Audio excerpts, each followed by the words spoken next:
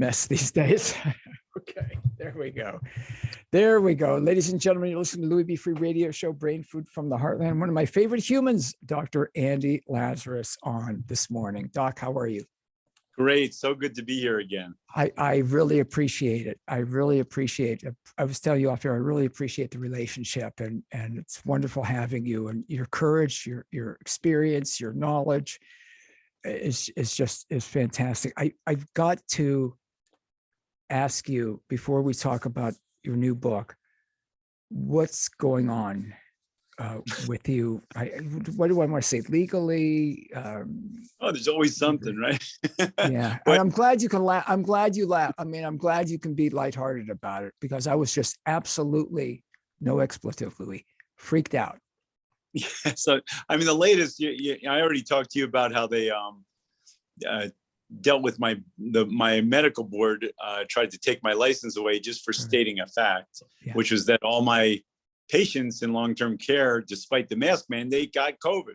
I just stated that fact, and we had a mask mandate. That was not allowed in the era of COVID.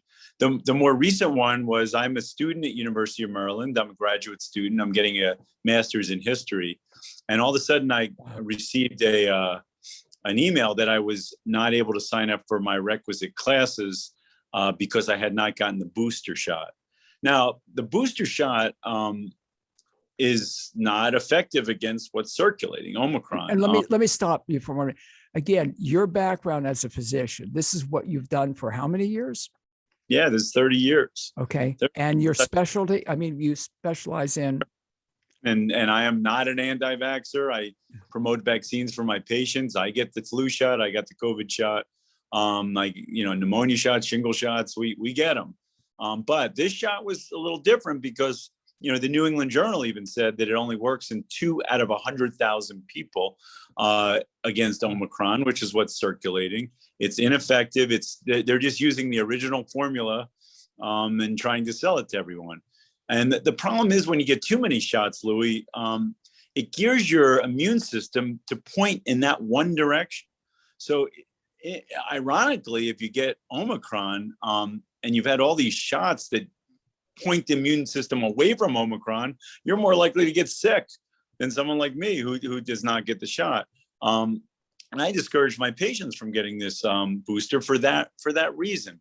But even more so with me, I had a severe reaction to the original shot. My breathing became impaired, which it still is to some extent, and my platelet level, which is the level of blood clotting, just plummeted. It went from 350 to 100, and likely that's because the immunization in me triggered an immune response that started attacking myself. So I was not going to get a shot that didn't work and it could potentially harm me. Again, that's the Hippocratic Oath, right? You don't do it. But Maryland was forcing me to do it. They said I couldn't sign up for classes. They said I wasn't allowed on campus, despite there being no science behind it. So I did fight it. I was able to get a medical exemption. Great. Which typically they don't accept. I got one from a nurse practitioner, who are the best providers around. Typically they don't accept that. There's not a doctor in the world who's going to write a medical exemption. I'm the only one I know who does. People come to me from all over the state to get medical exemptions for when they've had reactions to this immunization. So I can't write one for myself. Luckily, I had a nurse practitioner do it. They accepted it. So I'm in. So we'll see. We'll see what the next battle is. It always seems, again, you base it on science, and you and I, again, I want to get in the new book, and hopefully we'll do a part 2 about the new book also. But the issues with, and when I say it, it's interesting when I say something about Dr. Fauci, people get irate that you're not, well, you've got to follow the science. You've got to follow the science. And even as a layman, I've learned that there's different approaches to things and different understandings of things. That what I said from the beginning of COVID, the one thing I know for sure is no one really knows for sure. Now we've come a long way. We've come a long way since that, but it's just they have deified him, and he has changed his science on things, should I say, I know I'm going to get hate mail. I mean, I know it's going to be coming in any minute now, but Well, tell look, me about Dr. Fauci. Sorry. Dr. Fauci has been around for a long time. He started with AIDS. I followed him then because I was a medical student during that time. At that time, he said AIDS can be transmitted casually from person to person. Scared everyone to death. He blocked the use of very cheap drugs that could have saved tens of thousands of lives. Took him a year to promote them because he was trying to sell AZT, with which he had a patent on. This is Dr. Fauci. I've followed Dr. Fauci since then, before COVID. I and many, many, many other doctors have found him distasteful and much more self-promoting than scientific. And that came true during COVID. This is not new for me disdaining Dr. Fauci. Most people who worked with him felt the same way. But the thing is that science is something that is not spouted by one person. That's not how we define science. That's how we define religion. Yeah. Science is a constant discourse, a constant re-examining, a constant questioning. But the Fauci way is to not question things. And that probably bothers me the most. If Dr. Fauci says it, it's right. But, we know after 2.5 years of this, that we've known it from day one, Louis, but we know it for sure now that masks do not slow down the transmission or protect the wearer or the weary. We know that. There have been 3 randomized trials. There have been 150 smaller trials. And there's been reality, which is mostly in the nursing home world, where we've had mask mandates and we've had almost 100% of people in those facilities catch COVID, despite rigorously enforced mask mandates. So, knowing that information in a scientific way, we would say, well, this isn't working. What can we do? What should we do? How do we protect elders? Maybe daily testing of everyone who walks in. Early treatment worked for my patients extremely well. But again, Dr. Fauci was opposed to all of that. Go ahead. My beef with Dr. Fauci is not that he shouldn't have a voice. He should, but he shouldn't be the voice. Those of us on the front line, we've been there. There are many other doctors. Almost 1 million signed the Great Barrington Declaration, which stated that the Fauci approach was actually dangerous and we should have gone a different direction. But our voices are being suppressed. Like I said, just from talking, I had my medical license reviewed just from opening my mouth. So that's not science, Louis. I'm a promoter of science. I'm a promoter of learning, moving forward. I'm not denying COVID. I'm just saying we are approaching it wrong. We should never have had 1 million deaths in this country. Never, if we had approached it right. If we had done early treatment on the vulnerable, done rapid daily testing in long-term care facilities, we would have had 1/3 of the deaths. And my own, and I say that because of my own patients, I had 1/5 of the deaths of the national average of people in my demographic, just from giving simple early treatment. I don't mean ivermectin, which would have been nice, but just basic, simple stuff. And also, if we had left everybody else alone, we caused massive amounts of death in the young people. In fact, the longevity, the average length of age in this country has gone down almost 4 years during the 2.5 years of COVID. And that's not from COVID. How do I know that? Because the average age of COVID deaths is the average age of life expectancy. So it didn't budge life expectancy. What lowered it were deaths in young people from suicide, drug abuse, drug overdoses, not getting to their doctors to take care of simple problems because they were afraid or doctors' offices were closed. That's what caused this drop. And it's shameful because we could have gone another approach, but just blindly listening to one man and saying that's science is extremely dangerous to science and to people. And that's why my problem is not with Dr. Fauci, because he's allowed to have that voice. My problem is with the people, the media, and the blind zealots who simply say what comes out of his mouth is science. Again, that's religion. One of the things I've got to say, Dr. Lazris, is I've had folks on from White Coat Waste Project numerous times, and Justin Goodman's going to be on with me again either later this week or early next. And they've exposed a lot of the things with Fauci's. Again, this is aside from COVID, the horrific, torturous animal experimentation that he has done and have funded. And some of it is just, it's all horrific.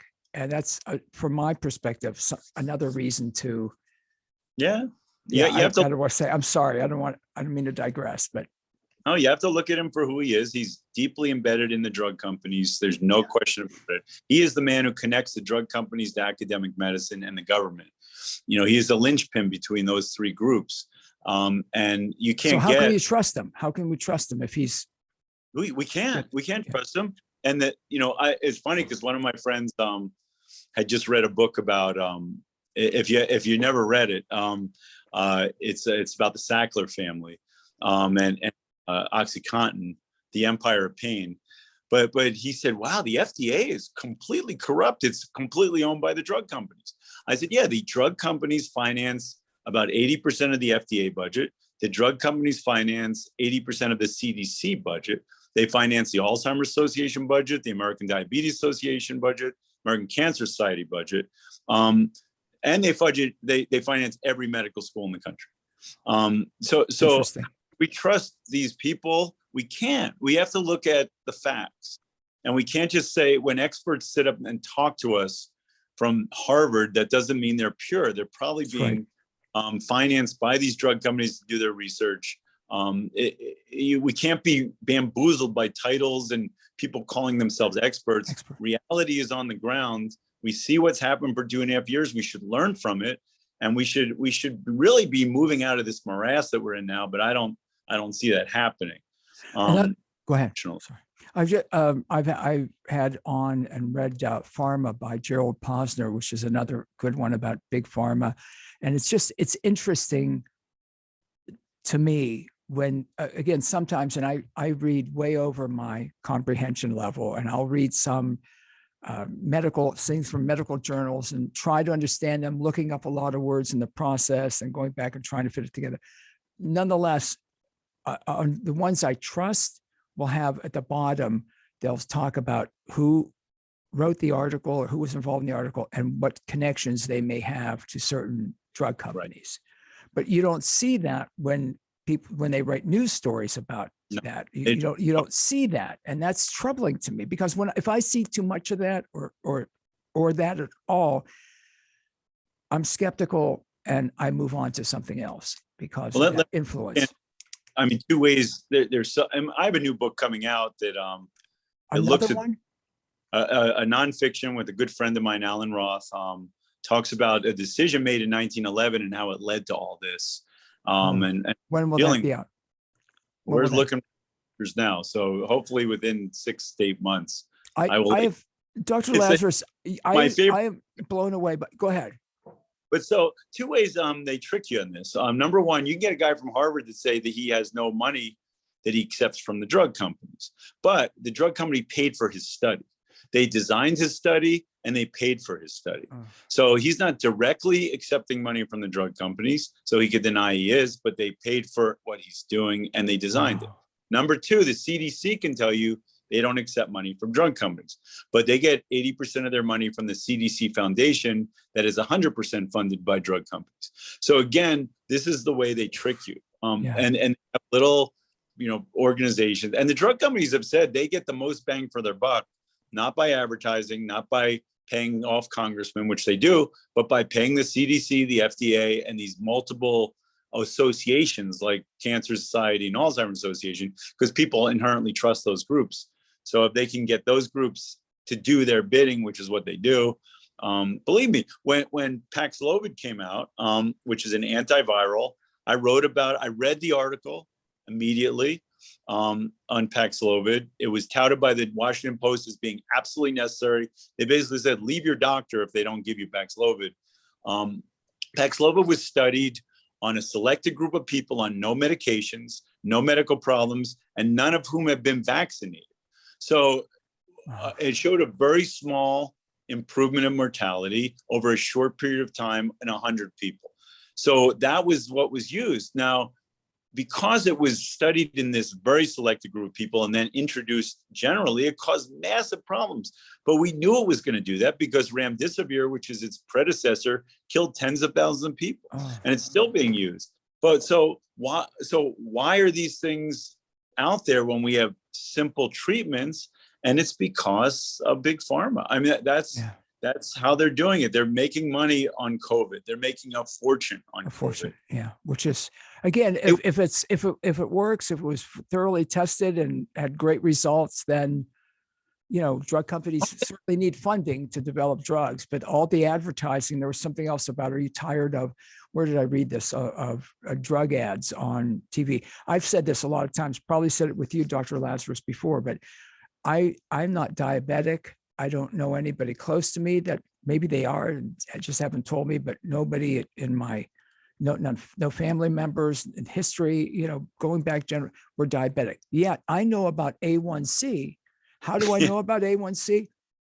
From the adverts. I mean, Like it hit me one day. I'm thinking, how do I know what that is? full knowledge. What you don't know is that they tell you they're all excited when it goes under 7. And in fact, when you push it under 7, it's very dangerous. So that what they're telling you to do, Wow. excited about, is actually dangerous, especially to older people. Can you explain that? Yeah, when you lower the sugar too much, especially in older people, you cause balance problems, dizziness, fatigue, increased fall risk. But because you're also reducing the amount of sugar available, you increase the risk of stroke and heart attack. So ironically, when sugar is pushed low, it actually causes as many problems as if you let sugar ride too high. But it sounds appealing, right? Get your A1C, we can get your A1C under 7. This is again how the drug companies have abused the FDA, because by law, the drug companies are now allowed to promote and study products based on surrogate markers. So if a product lowers a number, which is a surrogate marker, if it lowers A1C, it can be touted as being life-saving. If the drug actually increases heart attack risk, increases stroke risk, increases falls, none of that's relevant, because they don't have to look for those endpoints. All they have to look for is the surrogate marker, the number, the A1C. And if they lower that number, then the drug could be advertised as doing all the things that we associate with diabetes treatment, even if this drug kills people. And there have been several diabetes drugs that have done just that.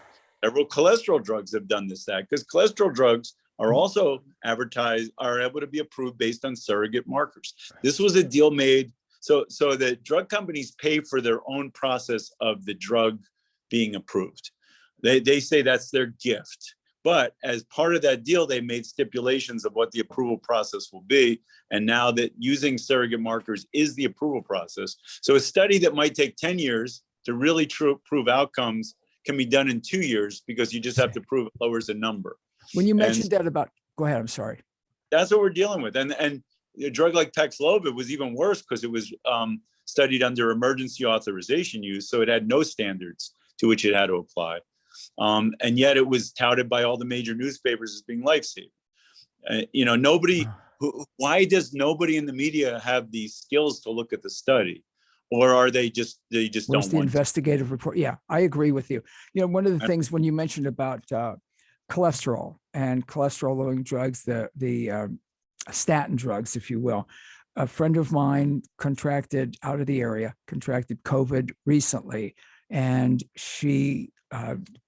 their doctor said, no Paxlovid for you because you're on a statin.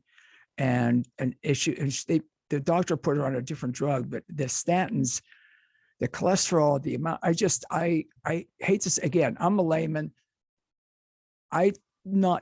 Things I read are there, and forgive me, because again, you're the expert, but Dr. Lazris, you're the physician, and with a lot of experience. I'm not sure that there's a direct relationship. And again, this isn't medical advice, folks. This is my opinion. That there's a direct correlation between some cholesterol levels and heart problems. And again, cholesterol is a surrogate marker. In our book, we go through the origins of that myth, that cholesterol levels, and it was done very deceptively. There are articles in Science Magazine. In the new book you're writing about this. Oh, good. Articles in Science Magazine unwrap the cause of this. But yeah, there's no correlation between cholesterol levels and outcome, heart disease. So when people show up to the hospital with heart attacks, just as many have low cholesterol as high cholesterol. What is the factor that determines it is whether cholesterol sticks to your blood vessels. And what determines whether cholesterol sticks to your blood vessels is your level of inflammation, which is most controlled by diet and exercise. And we could lower our inflammation if we ate well and we exercised and we had less stress. Now, statins do help a certain amount of people, not because they lower cholesterol, but because they lower the inflammation in heart blood vessels. However, medicine is not yes or no. It's not multiple choice. So we have to really look at each individual person and say, okay, you had a heart attack. Do we want to put you on a statin? It might lower your risk of another heart attack by 2 or 3%.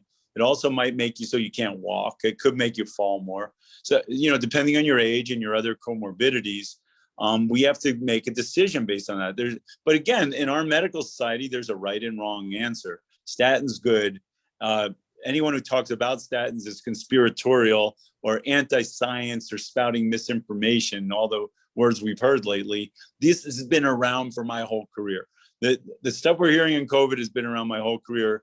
And so you can't have a conversation because there's all this myth around that is frankly perpetrated by doctors, unfortunately. And as our book, we talk about the thinking that doctors actually are trained to have that makes them make these decisions. It's not all greed, it's nothing like that. It's our thinking process. We think in a multiple choice way. And that's how we're taught to, and that we have to find an abnormal number, fix an abnormal number. And we go through how that process occurred as we go through our book. I'll be eager to read that and have you back to talk about that.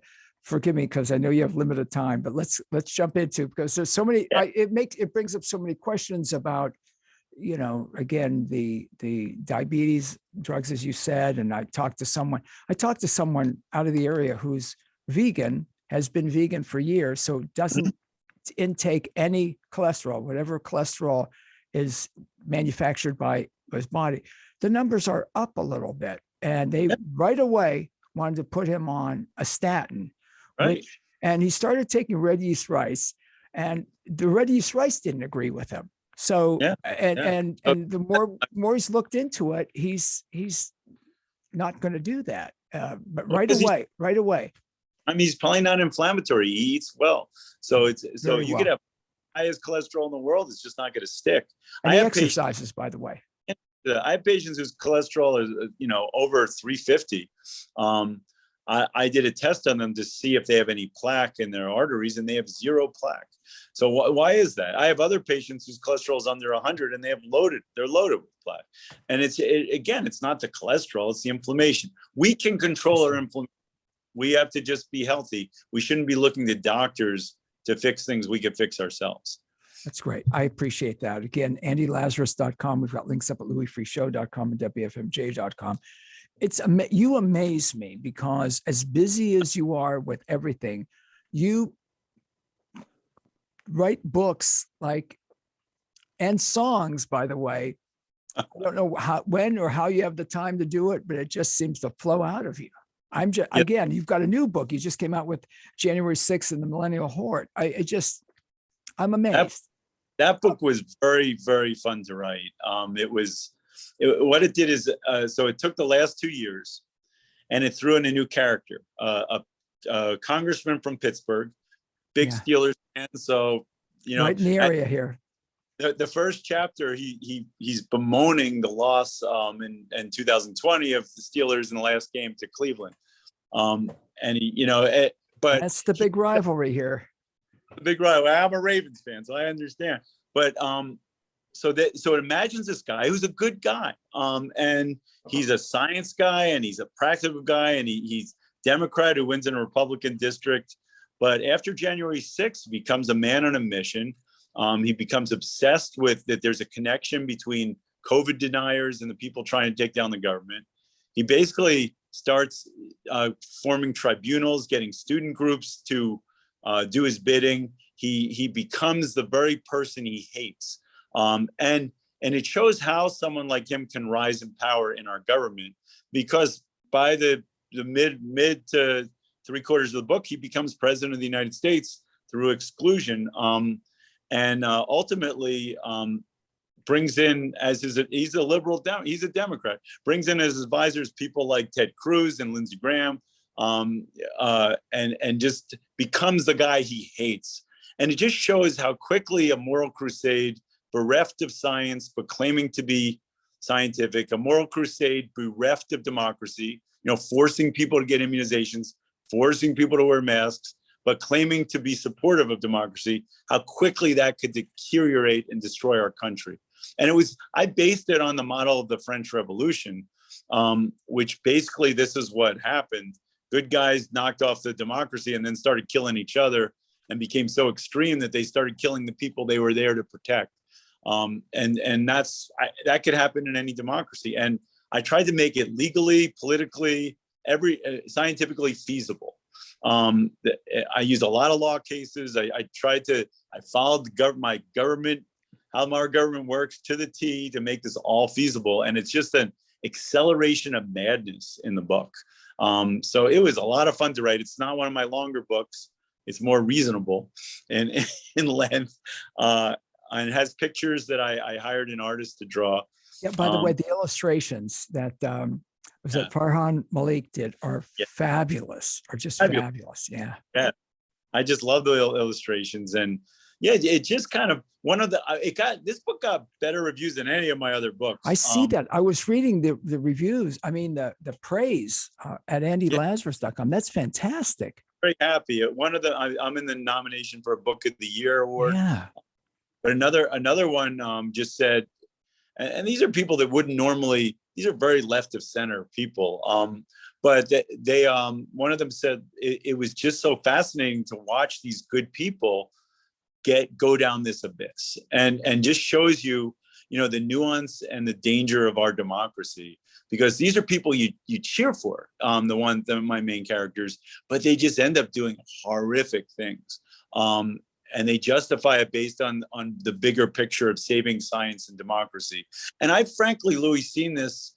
The same people who attack January 11th are perfectly fine with closing down society and forcing vaccines on people, taking away choice. Same people appalled by Roe versus Wade, and I'm one of them, are believe in no choice when it comes to masks and vaccines.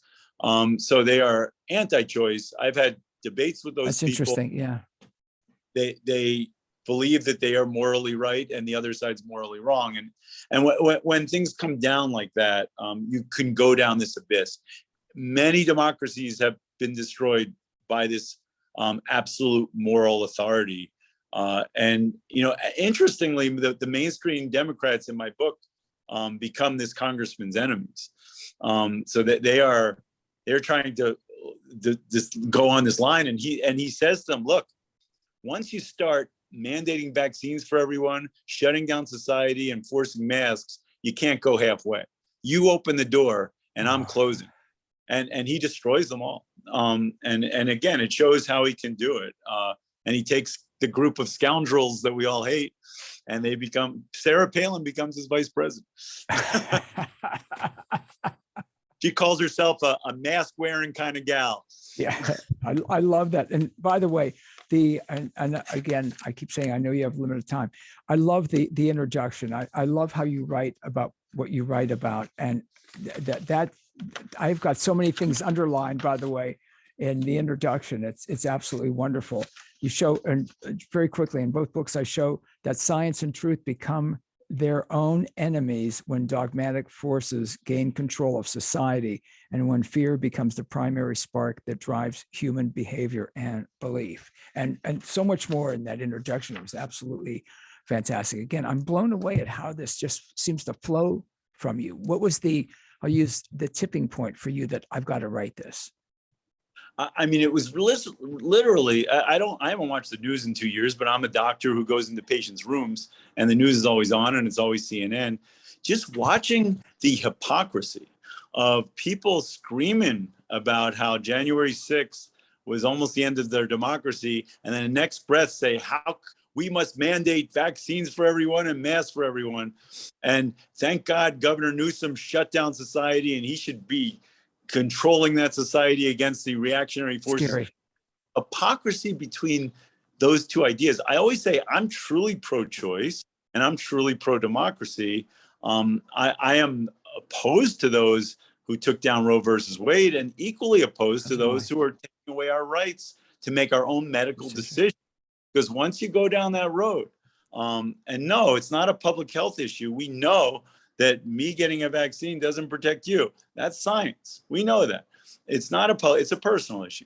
So once and my mask wearing doesn't affect your mask wearing. Your ability to catch COVID. You can make your own decisions if you want that. But once you force medical decisions on me, how is that different than telling a woman how to deal with her own body? Dr. Lazris, that's a great point. That's a great point. They're picking and choosing. People pick and choose what they want. About the mask wearing, and we've talked about this a lot before, and I'm sure I said this to you. I don't understand the people that, again, you don't want to wear a mask, you don't wear a mask. But if it's a business, if it's a private business, I feel they can say mask or no mask, or if you're vaccinated, whatever. I don't understand. It's like, that's your tipping point to protest and rally. It's like, don't go there. Don't patronize them. I think that would be much more effective. Exactly. Don't patronize them. That part I don't get. Again, I've got issues with all the mask wearing, and because you and I've talked about the mask wearing. Exactly. It's a symbol. Masks are a symbol, certainly, and it's scary that people walk around with masks. It just makes us feel like we're still in the middle of this, plague. But it's, there was a tweet that was really funny. A lot of people commented on. It was a doctor who wore an N95 on a plane, and she contracted COVID. And she, instead of saying the mask didn't work, she said, the reason I got this is because no one else on the plane was wearing a mask. So the absurdity of this, that the mask— That's interesting. Didn't protect her, right? It didn't protect the COVID from getting to her, but somehow it would have protected the COVID from getting out of some— the stupidity of that statement, but it is what's driving this whole thing. And yes, we have copious studies that show they don't work, but it's a matter of faith. If you want to feel more comfortable wearing it, wear it.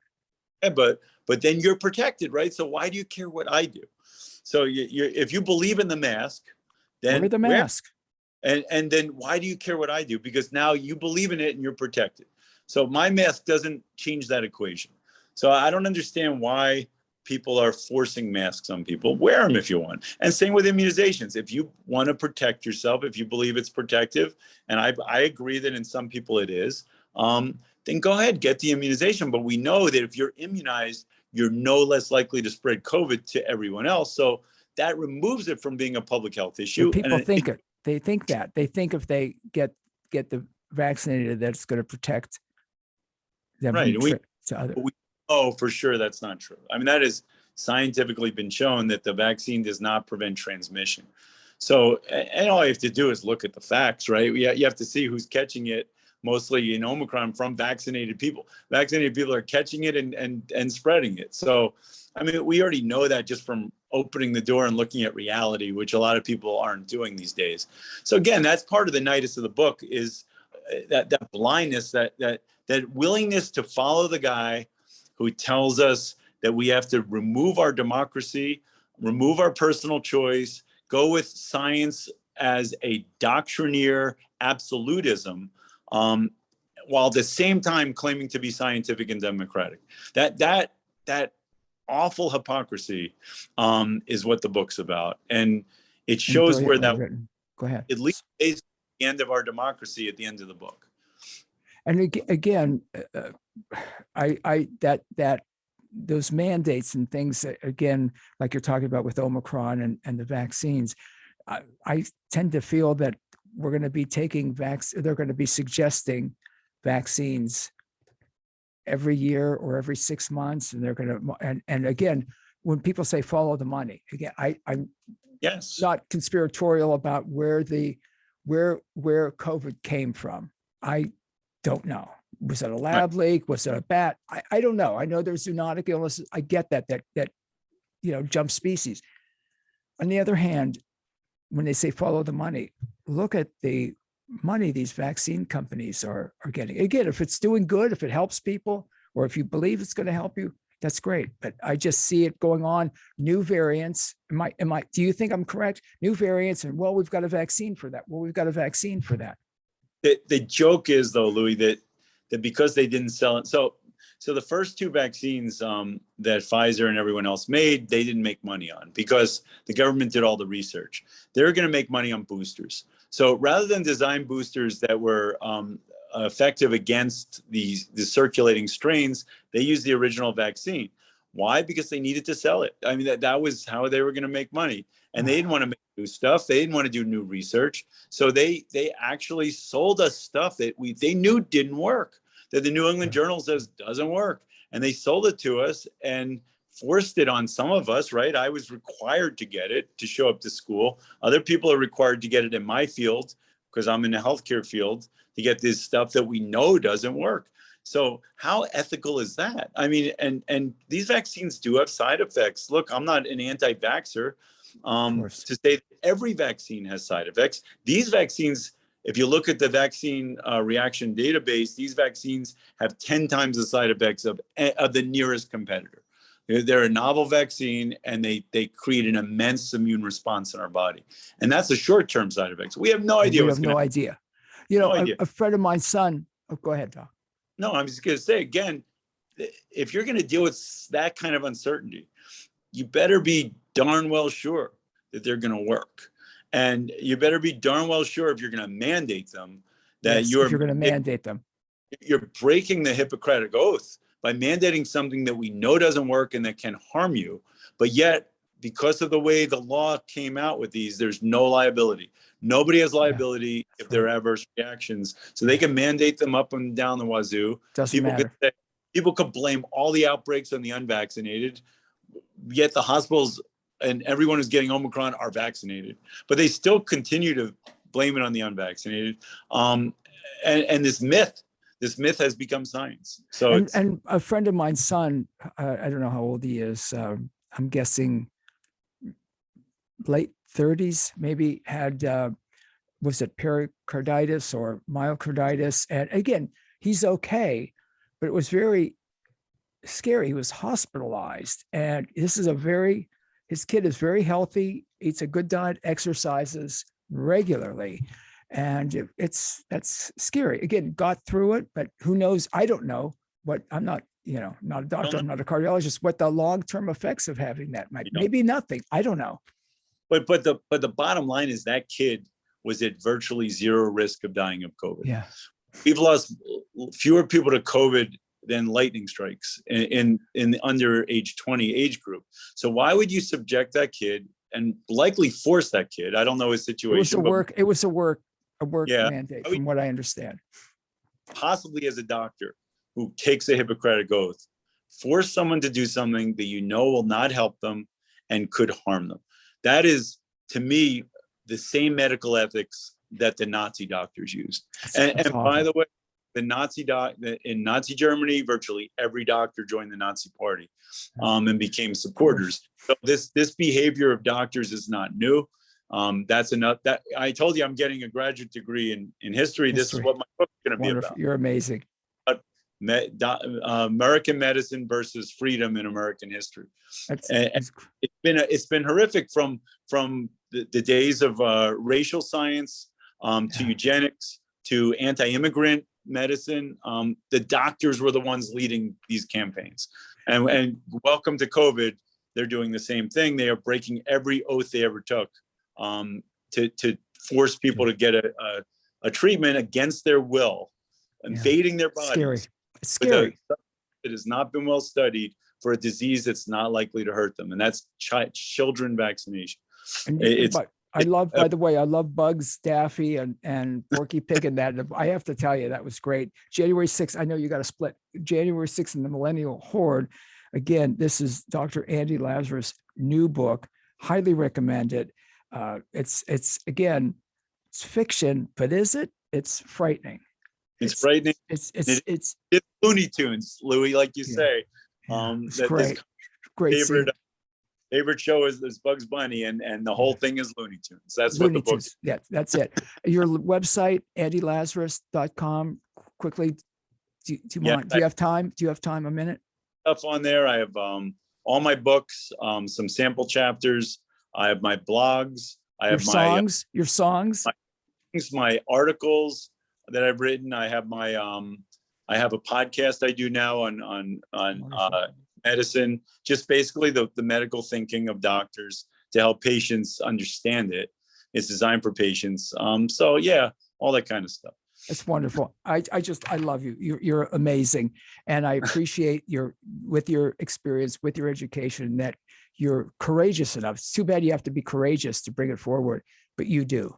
And I want to do a part 2 on January 6th in the Millenial Horde. I'm sorry we went all around, my fault, everywhere, and didn't focus much on it. But read the book, folks, and then we'll talk more about it. Yep. We'll come back. Great talking to you, Louis, always. Always, Doctor. Again, Dr. Andy Lazris, incredible human being. The courage that he has is just amazing.